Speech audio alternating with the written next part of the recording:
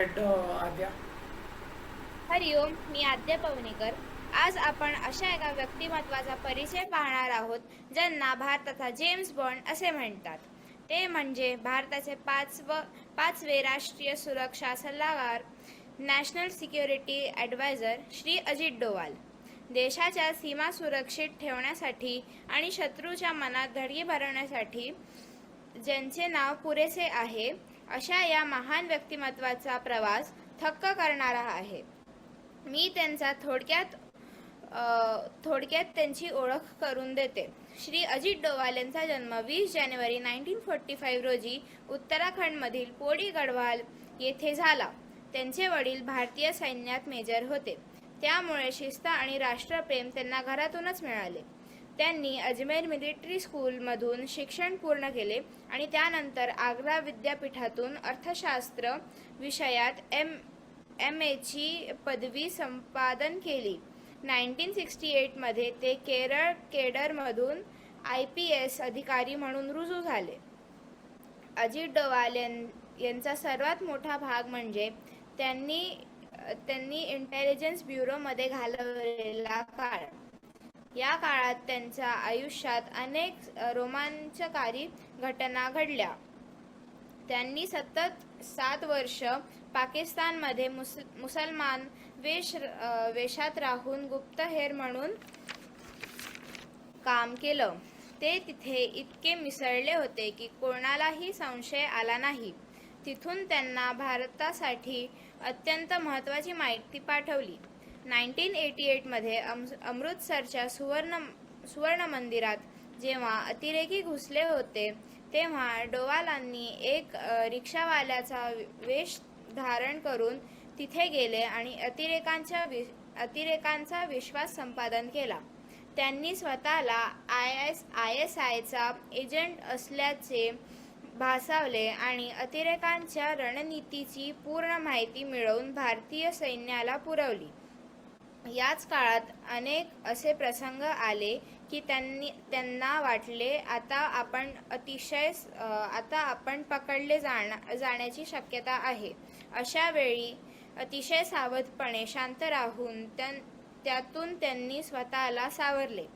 एक प्रसंग असा आहे, एकदा ते प्रार्थनेला बसले असताना एक मौलवी त्यांच्या बाजूला येऊन बसतो.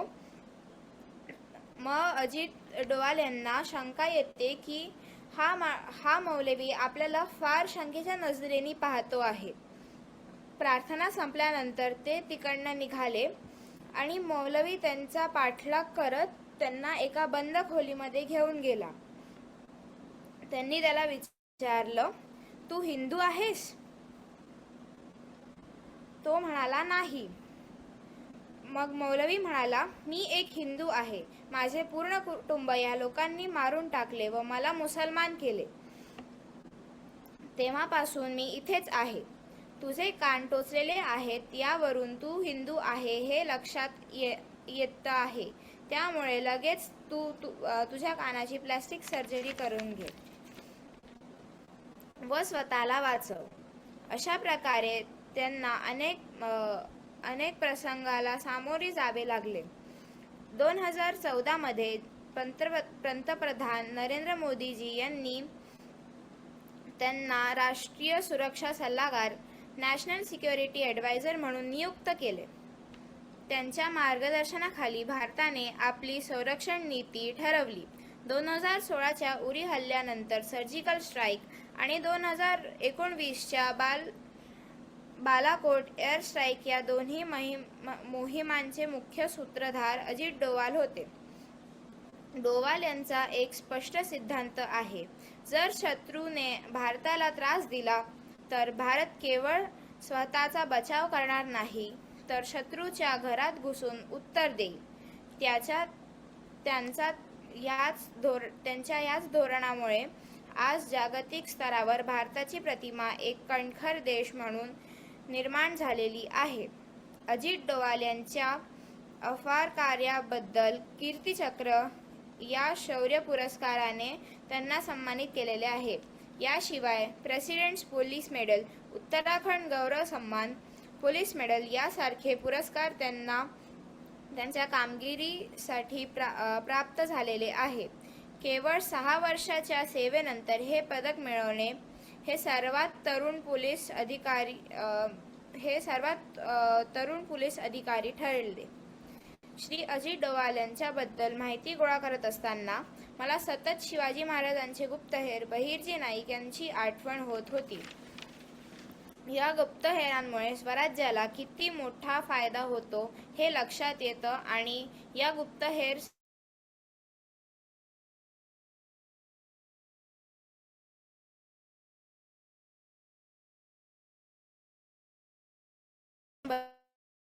हे खरंच अजित आहेत, ज्यांना कोणी चलांसाठी फार अजिंच्या चरणी अर्पण करून माझ्या शब्दांना विराम देते. हरिओम तत्सत.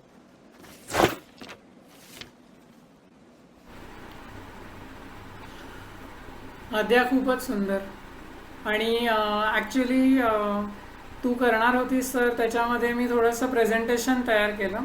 तू बघितलंस का मला माहिती नाही, मी थोडं मागे जातो. आपल्याकडे आभा आहे का अजून असेल तर हां पाहिलंस ना.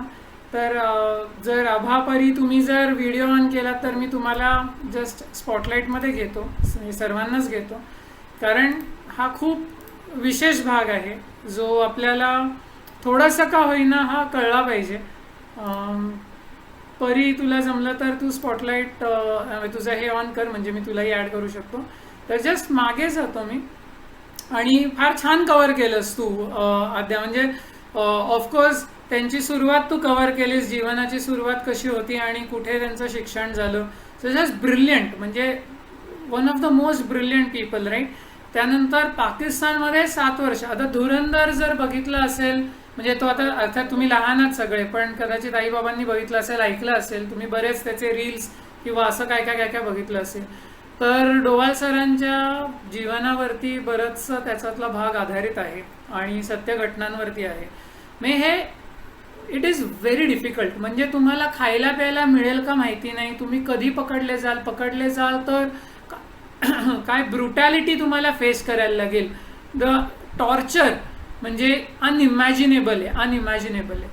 तर अशा सगळ्या परिस्थितीत डोवाल सर तिथे होते.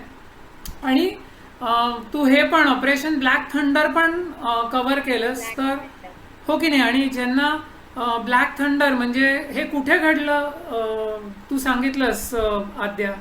म्हणजे this was a siege, right. Golden टेम्पलला घातलेला. आणि कोणी हा सीज तिथे केला होता, कोणी ती गोल्डन टेम्पलवरती कोणी त्यांचा हे जमवला होता, कॅप्चर केलं होतं, माहितीये? आतंकवादी म्हणता येईल. पण दीज वर खलिस्तानी टेररिस्ट.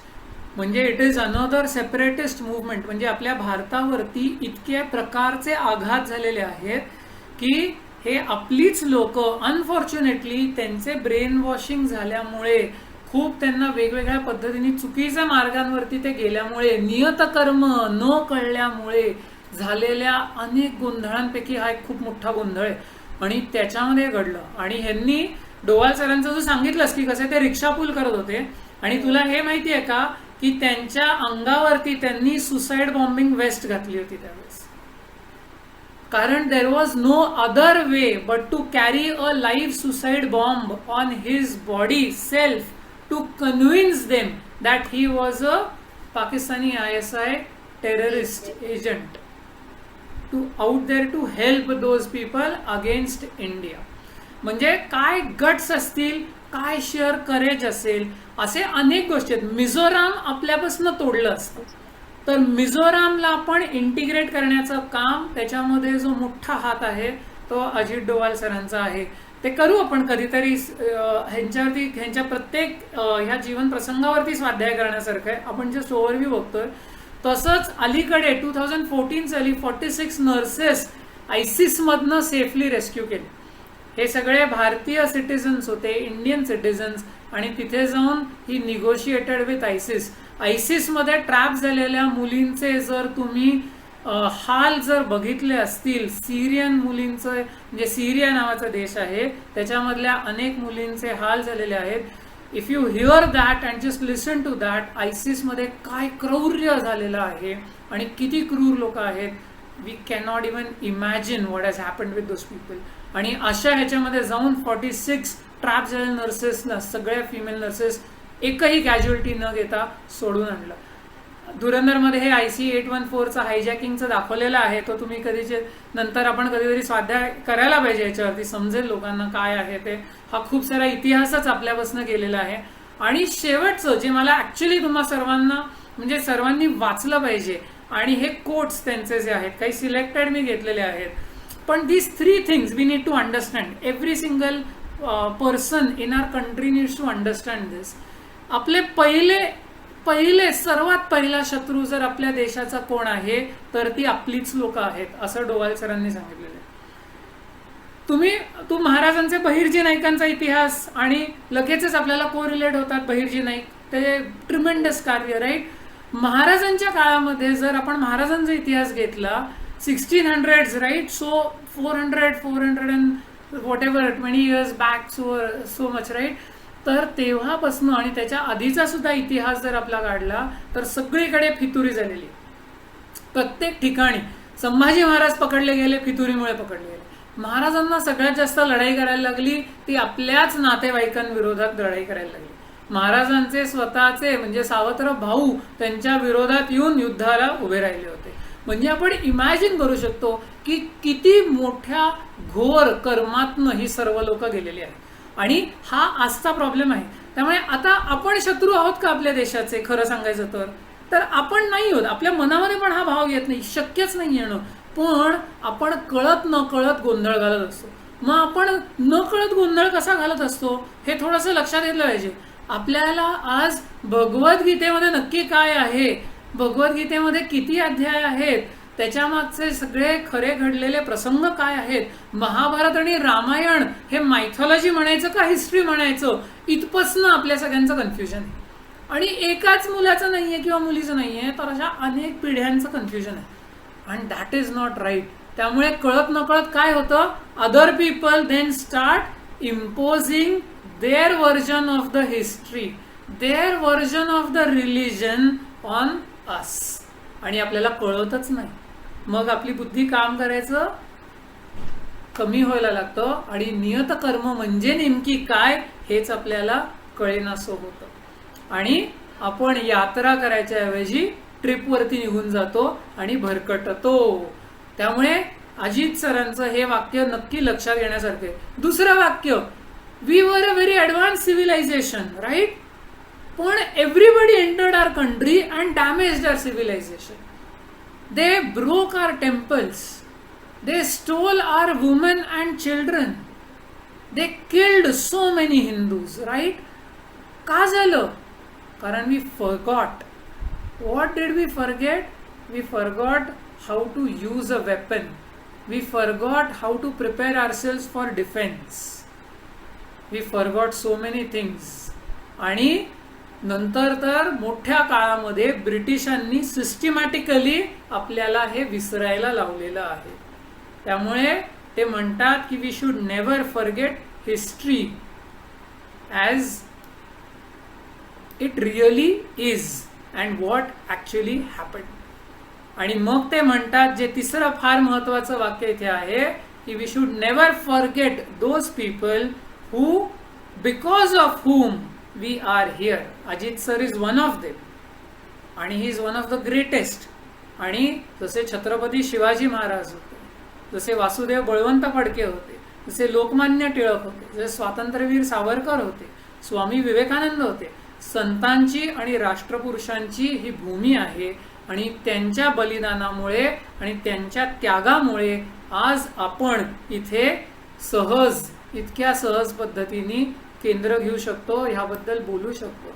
त्यांचा खूप मोठा त्याग आणि बलिदान त्याला कारणीभूत आहे. तर कधीही आपल्या आयुष्यात आपण ह्यांचं विस्मरण म्हणजे ह्यांना विसरता कामा नाही. त्यांचं कार्य, त्यांची जीवन पद्धती, त्यांचा त्याग, त्यांचा अभ्यास, त्यांनी कसं वेगवेगळ्या इतक्या अवघड प्रसंगाला ते कसे सामोरे गेले, हे सतत आपल्या स्मरणामध्ये, अभ्यासामध्ये राहायला पाहिजे.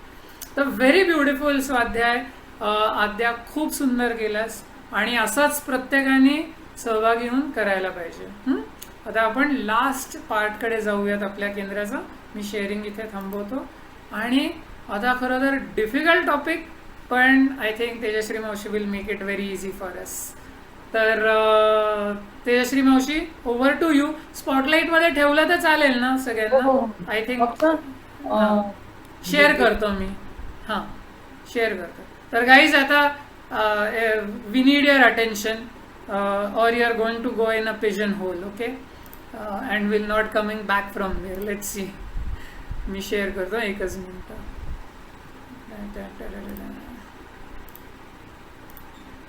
ओके.